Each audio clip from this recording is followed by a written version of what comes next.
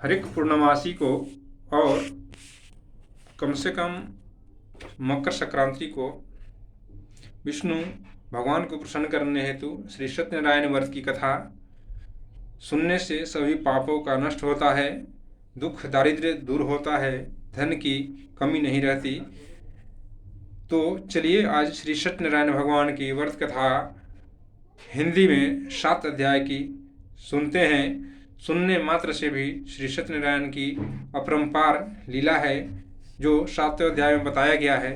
तो चलिए शुरू करते हैं। श्री विष्णु ओम श्री विष्णवे नमः। शांताकारं भुजगशयनं पद्मनाभं श्रीशं विश्वधारं गगनसदृशं मेघवर्णं शुभांगं लक्ष्मीकान्तं कमलनयनं योगिविधार्यानज्ञं वन्दे विष्णुभवभरं सर्वलोकैकनाथं श्री परमात्मनः विष्णुदेवताभ्यो नमो नमः। इस श्री सत्यनारायण व्रत प्रथम अध्याय। व्यास जी ने कहा, एक समय नौमी सारण तीर्थ में सौनकादिक 88,000 ऋषियों ने पुराण वक्ता श्री सुत जी से पूछा, हे सुत जी, इस कलियुग में वेद विद्या रहित मानवों को ईश्वर भक्ति किस प्रकार मिलेगी और उनका उद्धार कैसे होगा? हे मुनीश्वर, आप ऐसा कोई व्रत अथवा तप बताइए जिसे करने से मनुष्य थोड़े ही समय में पुण्य प्राप्त कर सके और उसे मनवांछित फल भी मिले। ऐसे मनोरथ पूर्ण करने वाली कथा सुनने की हमारी प्रबल इच्छा है। हे परम सर्वस्त्र शास्त्र ज्ञाता श्री सूत जी बोले, हे वैष्णवों, ये पूज्य आप सभी के मानव जाति के हित की बात पूछी है, अतः आप सबों से अनुरोध पर मैं उस श्रेष्ठ व्रत को आप सबके समक्ष अवश्य कहूंगा जिसे नारद जी ने एक समय श्री लक्ष्मी नारायण भगवान जी से पूछा था और लक्ष्मीपति श्री भगवान ने मुनि श्रेष्ठ नारद जी को बताया था। उस कथा को मैं तुम सबको कहूंगा, तो ध्यान से सुनो। किसी समय योगी राज नारद जी दूसरों के हित की रक्षा करके सभी लोगों को भ्रमण करते हुए मृत्यु लोक में पहुंचे, जहां अनेक योनियों में जन्मे प्राय सभी मनुष्यों को अपने कार्यों के अनुसार उनके दुखों से पीड़ित देखकर उन्होंने विचार किया कि कौन से यत्न करने से निश्चित रूप से प्राणियों को दुख को अंत हो सकेगा। ऐसे अपने मन में विचार कर श्री नारद भगवान वैकुंठ धाम पहुंचे। श्री प्रथमो अध्याय। श्री सत्यनारायण भगवान की जय, विष्णु भगवान की जय।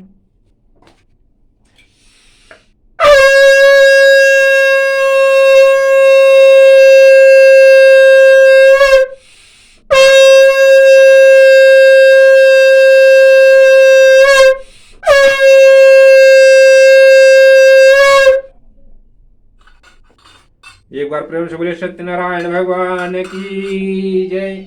श्री द्वितीय अध्याय। विष्णु लोक में नारद जी पित्त वर्ण और 4 भुजाओं वाले देवों इस नारायण को, जिनके हाथ शंख चक्र गदा और पद्म से शोभित थे तथा जो गले में वनमाला पहने हुए थे, उन्हें देखकर उनकी स्तुति करने लगे। नारद जी विष्णु भगवान जी से बोले, हे प्रभु, आप अत्यंत दुर्लभ शक्तियों से युक्त हैं, मन तथा वाणी भी आपके पाने में असमर्थ है। आपका आदि मध्य अंत कोई नहीं जानता। आप निर्गुण स्वरूप सृष्टि के कारण भक्तों के दुखों को हरने वाले हैं। आप मेरा नमस्कार स्वीकार करें। नारद जी की इस प्रकार की स्तुति सुनकर भगवान लक्ष्मीपति विष्णु बोले, हे विष्णु श्रेष्ठ नारद जी, आपके मन में क्या है? आपका आगमन कहाँ, यहाँ किस कारणवश हुआ है? निसंकोच कहिए, सुनने। तब नारद जी ने कहा, हे प्रभु, मृत्यु लोक में सभी प्राणी अनेक योनि में पैदा हुए हैं, अपने अपने कर्मों द्वारा नए प्रकार के दुखों से ग्रस्त दुखी हो रहे हैं। हे नाथ, यदि आप मुझ पर दया रखते हैं तो कृपा कर मुझसे बताइए कि उन मनुष्यों के सभी दुख थोड़े ही प्रयत्न से कैसे दूर हो सकता है। श्री विष्णु भगवान ने कहा, हे नारद, हे नारद, मनुष्यों के हित के लिए तुमने यह बहुत अच्छा प्रश्न किया है। जिस व्रत करने से मनुष्य मोह से बंधन से छूट जाता है, वह व्रत मैं तुमसे कहता हूँ, सुनो।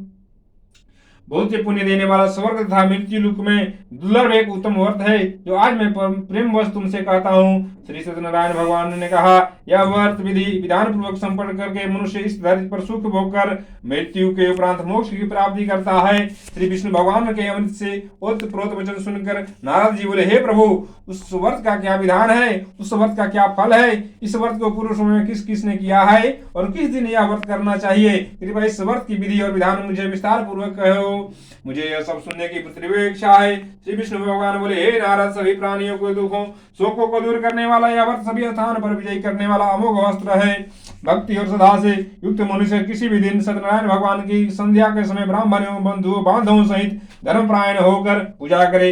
भक्ति भाव से पूर्ण हो नवेद केले का फल शहद, घी, शक्कर, गुड़, दूध, गेहूं का आटा सभी सवैया लेकर के इन सबको भक्तिभाव से संपन्न हो भगवान श्री सत्यनारायण को अर्पण करे। बंधु बांधवों सहित ब्राह्मणों को भोजन कराए। इसके पश्चात स्वयं भोजन करे।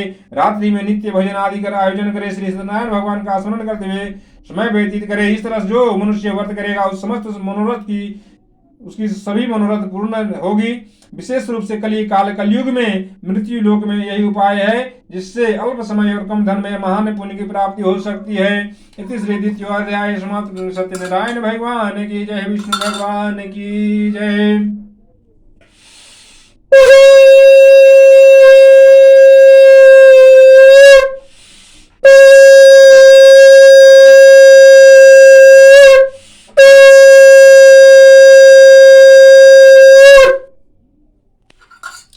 एक बार प्रेम से बोलिए श्री सत्यनारायण भगवान की जय।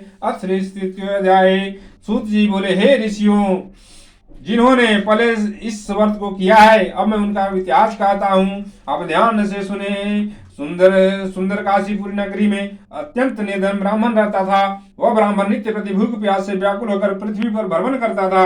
ब्राह्मणों से प्रेम करने वाले श्री भगवान ने ब्राह्मण को दुखी देखकर एक दिन बूढ़े ब्राह्मण का रूप धारण करके उस दुखी व निर्धन ब्राह्मण के समूह पहुंचकर आदर से पूछा, हे विप्र, तुम नित्य प्रति ही दुखी होकर पृथ्वी पर क्यों घूमते हो? हे श्रेष्ठ ब्राह्मण, यह सब मुझसे को मैं तुम्हारी व्यथा सुनना चाहता हूँ। दरिद्र ब्राह्मण बोला, मैं एक निर्धन ब्राह्मण हूँ, भिक्षा के लिए नित्य प्रति पृथ्वी पर विचरता हूँ। हे भगवान, यदि आप इस समस्या से छुटकारा पाने का कोई उपाय जानते हो तो कृपा कर मुझसे कहें। वृद्ध ब्राह्मण विष्णु भगवान ने बोले, हे ब्राह्मण श्रेष्ठ, श्री सत्यनारायण भगवान मनोवांछित फल देने वाले हैं, अतः तुम उनका पूजन करो। इस व्रत को करने से मनुष्य दुखों से मुक्त हो जाता है। दरिद्र ब्राह्मण को व्रत का सारा विधान बतलाकर बूढ़े ब्राह्मण का रूप धारण करने वाले श्री सत्यनारायण भगवान अंतर ध्यान हो गए।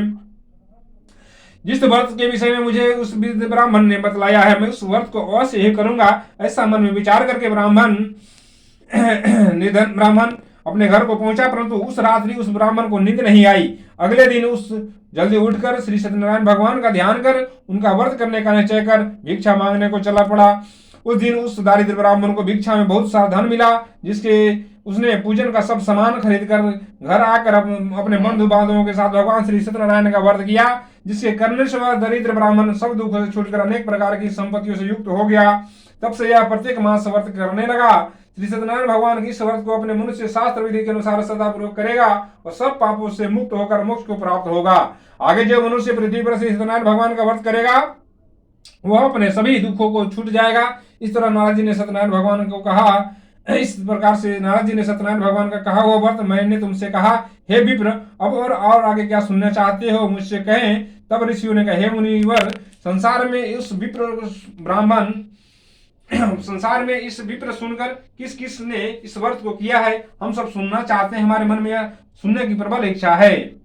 श्री सूत जी ने कहा, हे मुनियों, जिस प्राणी ने इस व्रत को किया है अब उसकी कथा ध्यान पूर्वक सुनो। एक समय वह ब्राह्मण धन और ऐश्वर्य के अनुसार बंधु बांधवों सहित अपने घर पर व्रत कर रहा था। उसी समय एक बूढ़ा लकड़हारा, लकड़ी बेचने वाला, वहां आया और उसने सिर पर रखा लकड़ियों का गट्ठा और बाहर रख दिया और उस ब्राह्मण के घर में चला गया। प्यास से व्याकुल लकड़हारा ने उस ब्राह्मण को उस व्रत को करते हुए देखा और प्यास को भूलकर उस ब्राह्मण को नमस्कार करके पूछने लगा, हे ब्राह्मण देवता, आप किसका पूजन कर रहे हैं? इस व्रत को करने से क्या फल मिलता है? कृपा कर मुझसे बतलाइए, इससे सुनने की मेरी प्रबल इच्छा है। ब्राह्मण उस वृद्ध लकड़हारा से बोला, हे भाई, यह सब मनोकामनाओं को पूर्ण करने वाला श्री सत्यनारायण भगवान का व्रत है।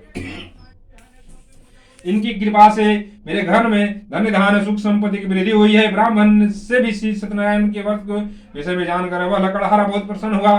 भगवान का चरणामृत ले प्रसाद ग्रहण करके पश्चात भोजन कर अपने घर को चला।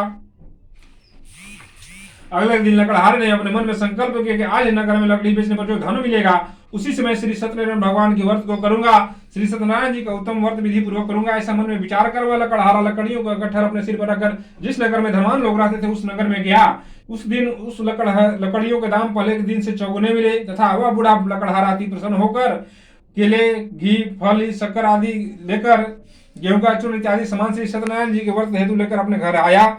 उसने अपने बंधु बांधवों को बुलाकर विधि विधान के साथ भगवान का पूजन किया, व्रत किया। उस व्रत के प्रभाव से वह बूढ़ा लकड़हारा धन पुत्र आदि से युक्त होकर संसार में समस्त होकर अंत में वैकुंठ धाम को चला गया।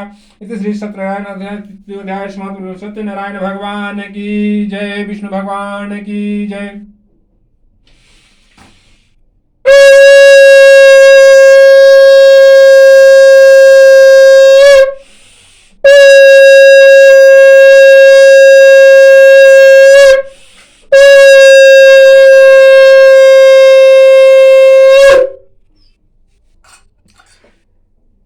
प्रेम शुक्ल विष्णु भगवान की जय, बृहस्पति भगवान की जय, सत्यनारायण भगवान की जय।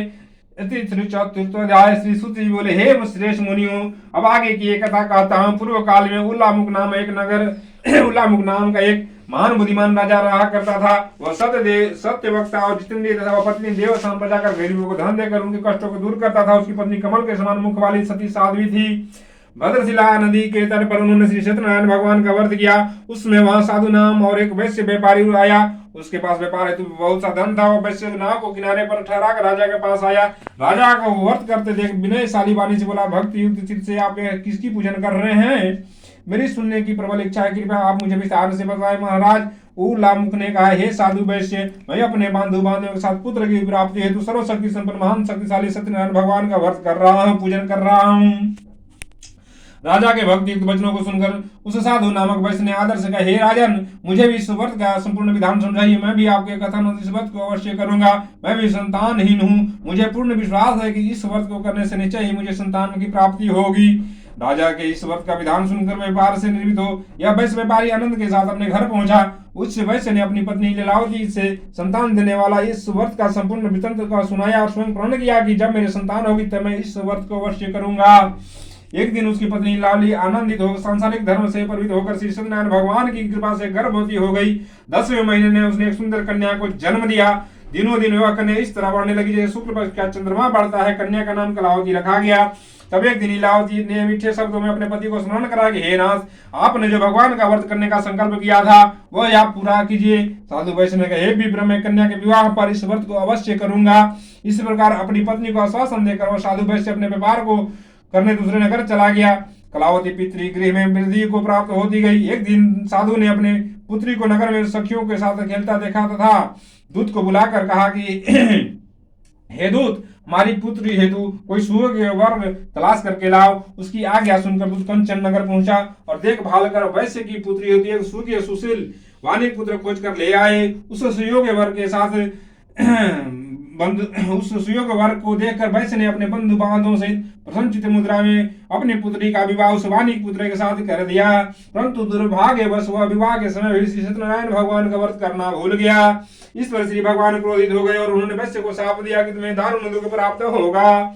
अपने कार्य में दक्ष वैश्य अपने जमाई सहित नौकों को लेकर व्यापार के लिए समुद्र के समीप स्थित रत्नासारपुर नामक नगर में पहुंचा। दोनों ससुर जमाई चंद्रकेतु राजा के नगर में व्यापार करने लगे। एक दिन भगवान सत्यनारायण की माया से प्रेरित होकर एक चोर राजा का धन चुरा कर भागा जा रहा था। राजा के सैनिकों को देख अपने पीछे तेजी से आते देख चोर ने घबरा कर राजा के धन को वही नाव में छुपा कर रख दिया जहां वे दोनों ससुर जमाई ठहरे हुए थे और स्वयं वहां से भाग निकले। जब सैनिकों ने उस वैश्य के पास राजा के धन को रखा हुआ देखा तो दोनों को बांधकर राज दरबार में ले आए और राजा के समीप उस दोनों ससुर जमाई को लेकर जाकर बोले, हे राजन, हमने यह दो चोर पकड़ कर लाए हैं, देखकर आज्ञा दीजिए। तब राजा ने उनकी बात सुने बिना ही उन्हें कारागार में डालने की आज्ञा दे दी।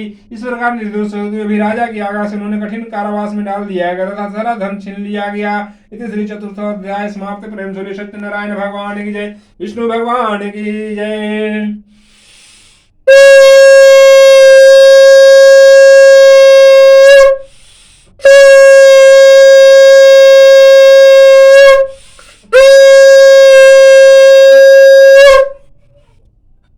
एक बार प्रेम से विष्णु भगवान की जय, सत्यनारायण भगवान की जय। पश्चिमाध्याय। सत्यनारायण भगवान के शाप के कारण साधु वैश्य की पत्नी लीलावती और पुत्री कलावती भी घर पर अत्यधिक दुखी होने लगी। उनके घर में रखा धन चोर चुरा कर ले गए। शारीरिक और मानसिक पीड़ा तथा भूख प्यास से अति दुखित होकर भोजन की चिंता में लीलावती की कन्या कलावती एक ब्राह्मण के घर गई। उन्होंने ब्राह्मण को श्री सत्यनारायण भगवान का व्रत करते हुए देखा। उसने कथा सुनी तथा प्रसाद ग्रहण कर रात को घर को चली। लीलावती ने अपनी पुत्री कलावती से पूछा, हे पुत्री, तुम अब तक कहाँ रही और तेरे मन में क्या है? कलावती बोली, हे माता, मैं ब्राह्मण के घर कुछ भोजन के लिए गई थी, परंतु मैंने वहां श्री सत्यनारायण भगवान का व्रत करते हुए देखा, इसलिए मुझे वहां देर हो गई। कन्या को वचनों को सुनकर लीलावती श्री सत्यनारायण भगवान के पूजन की तैयारी करने लगी और उसने परिवार और बंधु सहित श्री सत्यनारायण भगवान का पूजन का व्रत किया और वर मांगा कि हे प्रभु, मेरे पति और दामाद शीघ्र घर लौट आए। साथ ही अपने अपराधों के लिए सत्यनारायण भगवान से क्षमा याचना की। सत्यनारायण भगवान जी लीलावती के इस व्रत और पूजन से अत्यंत प्रसन्न हुए और उन्होंने राजन को चंद्रकेतु को स्वप्न में दर्शन देकर कहा, हे राजन, जिन दोनों वैश्यों को तुमने बंदी बना रखा है वे निर्दोष हैं, उन्हें प्रातः ही छोड़ दो। उनका सब धन जो तुमने ग्रहण किया है उसे लौटा दो, अन्यथा मैं तेरा धन राजपुत्र आदि सब नष्ट कर दूंगा। राजा को ऐसा वचन कहकर भगवान अंतर्धान हो गए। प्रातः काल राजा चंद्रकेतु ने सभा को संबोधित किया, अपना स्वप्न का सुनाया और सैनिकों को आगे आगे दी कि दोनों बालिक पुत्रों को कैद से मुक्त कर सभा में लाया जाए। दोनों ने आते ही राजा को प्रणाम किया। राजा ने कोमल वचनों से उनका सत्कार करते हुए कहा, हे महानुभावो, तुमने दुर्भाग्यवश ऐसा कठिन दुख प्राप्त हुआ है, अब तुम्हें कोई भय नहीं, अब तुम मुक्त हो। ऐसा कहकर राजा ने उनके नए नए वस्त्र आभूषण पहनाए तथा उनका जितना भी धन लिया था उससे दुना धन लौटाकर आदर से विदा किया। दोनों वैश्य अपने घर को चले।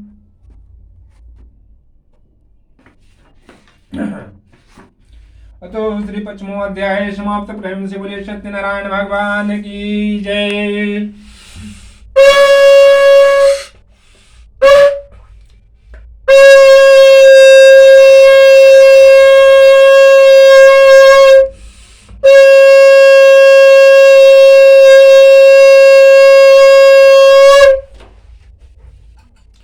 श्रीमन्नारायण नारायण नारायण, बद्री नारायण नारायण नारायण, श्रीमन्नारायण नारायण नारायण, लक्ष्मी नारायण नारायण नारायण, श्रीमन्नारायण नारायण नारायण, बद्री नारायण नारायण नारायण, श्रीमन्नारायण नारायण नारायण, बद्री नारायण नारायण नारायण, श्रीमन्नारायण नारायण नारायण, लक्ष्मी नारायण नारायण नारायण, श्रीमन्नारायण नारायण नारायण।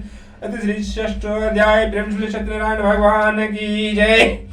श्री सूत जी बोले, वैश्यों ने मंगलाचार करके यात्रा आराम की और अपने नगर को चला। उसने थोड़ी दूर आगे बढ़ने पर दंडी वेशधारी श्री सत्यनारायण भगवान ने उनसे पूछा, हे साधु, तेरी नाव में क्या है? अभिमानी बालिक हंसता हुआ बोला, हे दंडी, आप क्यों पूछते हो? क्या धन लेने की इच्छा है? मेरी नाव में तो बेल और पते भरे हुए हैं। वैश्य का कठोर वचन सुनकर दंडी वेशधारी श्री सत्यनारायण भगवान ने कहा, तुम्हारी वचन सत्य हो। ऐसा कहकर दंडी वेशधारी वहां से चले गए और कूद जाकर समुद्र के किनारे बैठ गए। दंडी महाराज के जाने के पश्चात वैश्य ने नित्य क्रिया से निवृत्त होने के बाद नाव को ऊंची उठी देकर अचंभा किया तथा नाव में बेल पत्ते आदि देकर मूर्छित हो जमीन पर गिर पड़ा। मूर्छा खुलने पर शोक प्रकट करने लगा तथा उसके जमाई ने कहा, आप शोक न करो, यह दंडी महाराज का शाप है, अतः आप उन्हीं के शरण में चलना चाहिए, तभी हमारी मनोकामना पूर्ण होगी। जमाई के वचन सुनकर वैश्य दंडी महाराज के पास पहुंचा और अत्यंत भक्ति भाव से प्रणाम करके बोला, मैंने आपसे सत्य वचन कहे थे, असत्य वचन करने के लिए मैं क्षमा प्रार्थी हूँ। ऐसा कहकर बहुत ही दुखी होकर रोने लगा। तब दंडी भगवान बोले, हे बाली पुत्र, मेरे शाप से तुम बारंबार तुझे दुख प्राप्त हुआ है, तुम मेरी पूजा से विमुख हुआ है। वैश्य ने कहा, हे भगवान, आपकी माया से ब्रह्मा आदि देवता भी आपके रूप को नहीं जान पाते, तो मैं अज्ञानी भला कैसे जान सकता हूँ? आप प्रसन्न होइए, मैं अपनी सामर्थ्य के अनुसार आपकी पूजा करूंगा, मेरी रक्षा करो और पहले के समान मेरे नौका को धन से परिपूर्ण कर दो। उसके भक्ति युक्त वचनों को सुनकर श्री सत्यनारायण भगवान प्रसन्न हो गए और उसको इच्छा अनुसार भर देकर ध्यान हो गए। तब ससुर और जमाई दोनों उनके नाव पर आकर देखा कि नाव धन से पूर्ण है। फिर वह भगवान सत्यनारायण का पूजन कर साथियों सहित अपने नगर को चल दिए। जब अपने नगर में निकट पहुंचा तब उसने एक दूत को अपने घर भेजा। दूत ने वैश्य के घर जाकर उसकी पत्नी को नमस्कार किया और कहा, आपके पति अपने दामाद सहित उस नगर के समीप आ गए हैं। लीलावती और उसकी कन्या कलावती उसमें भगवान श्री सत्यनारायण की पूजा कर रही थी। दूत के वचनों को सुनकर साधु की पत्नी ने अत्यंत हर्ष के साथ सत्यदेव का पूजन पूर्ण कर अपनी पुत्री से कहा, मैं अपने पति को दर्शन को जाती हूँ, तुम कार्य